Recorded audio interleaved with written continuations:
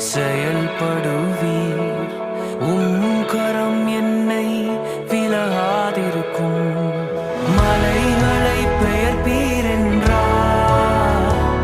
என் தடைகள் உமக்கு மாத்திரம். மரித்தோரை எழ செய்தீர் என்றார். என் நோய்கள் உமக்கு மாத்திரம்.